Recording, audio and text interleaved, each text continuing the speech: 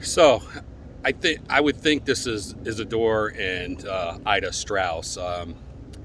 And that'll become a little clear. I'm just going to head down to their mausoleum, and then somewhere in the story, I'll explain why I think this is him. I would have to. I'm sure if you go online and look all of this stuff, it tells you it's just been a couple of years since I've been out here. So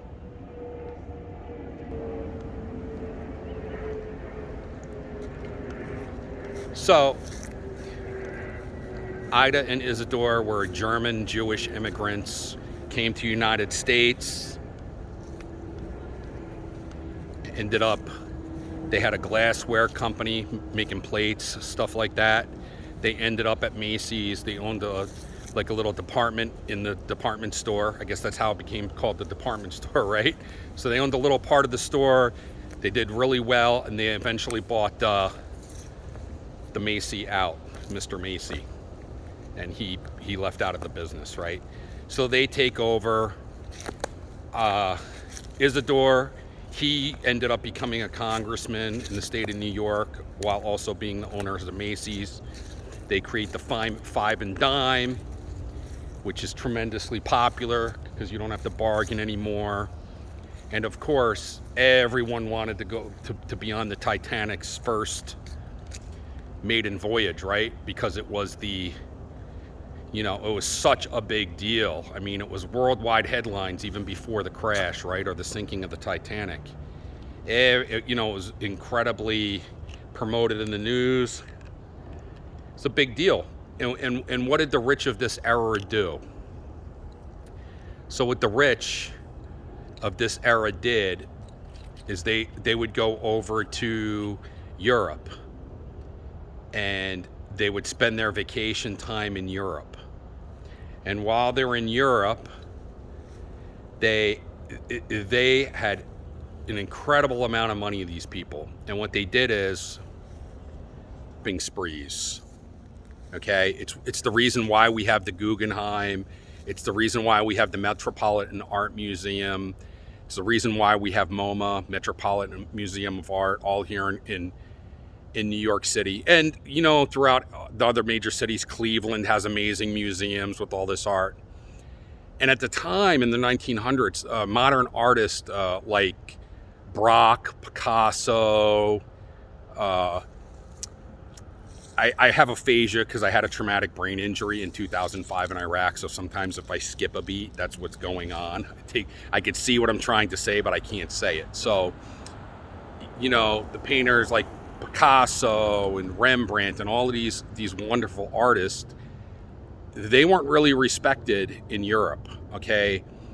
The European aristocrats, the people who had money, they were not down with that new modern art. They really hated it, right?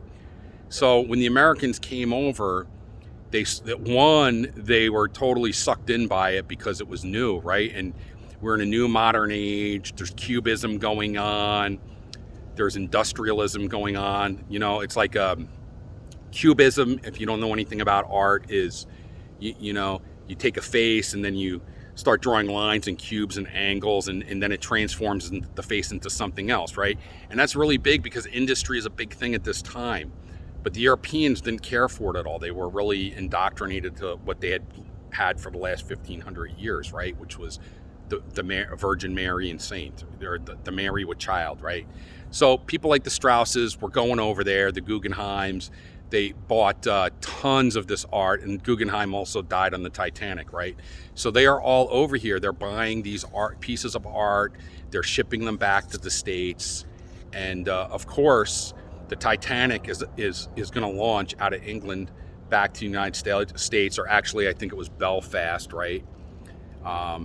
So the big thing was, okay, we're coming back vacation. Now we want to be on the most beautiful, most modern luxury liner of all time, which is the Titanic, right?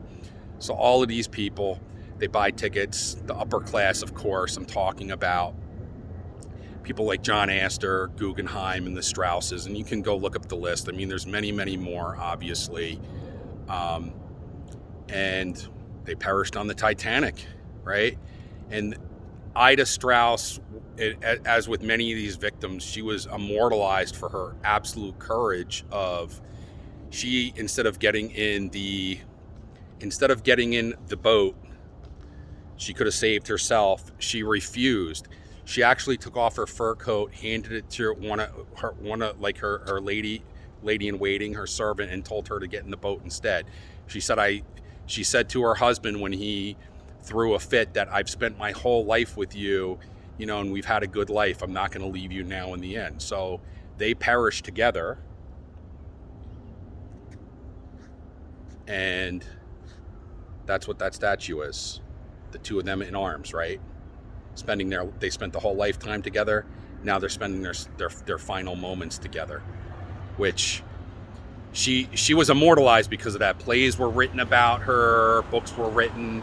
Her memory in that time period was just it was amazing how big of a popular celebrity she became. Just like a lot of the other victims too, like John Astor, right? At the time, he had recently divorced his wife. If you've ever heard of the Waldorf Astoria, he was the creator of Astoria Hotel, right? But what he was he was into real estate, and he was also a banker. And at the time, he owned 40 or 60% of all the mortgages in the country, right? He was the wealthiest man in the world outside of J.P. Morgan. He wore $50,000 and $75,000 suits, and his standing in society had been ruined because he had divorced his wife, and then he was dating and then engaged to an 18 or 19-year-old girl who became his wife before they got on the Titanic. And like many of the wealthy people that were in the first class, some of those people paid people to get on the boat, right? And they were condemned as cowards ever after, right? But John Jacob Astor, he was like, he gave a seat away to women and children. So, forever after more, he went down in history, on a positive note, right?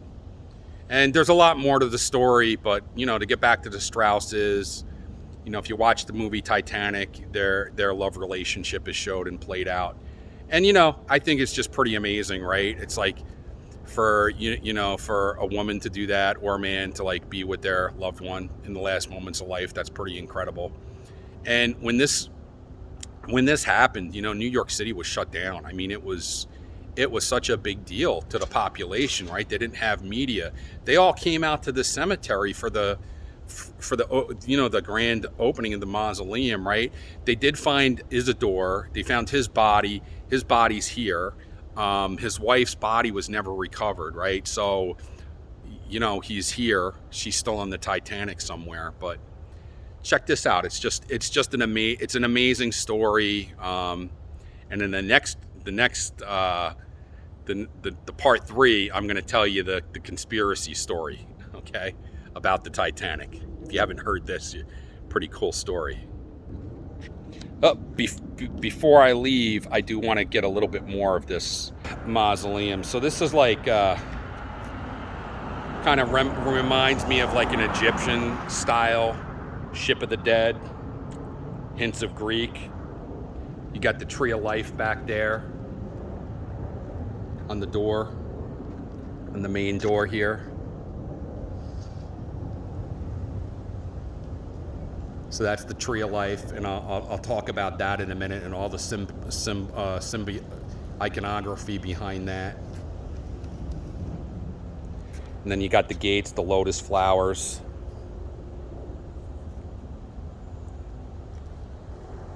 So that's the end of part 2. I will be doing part 3 in just a minute.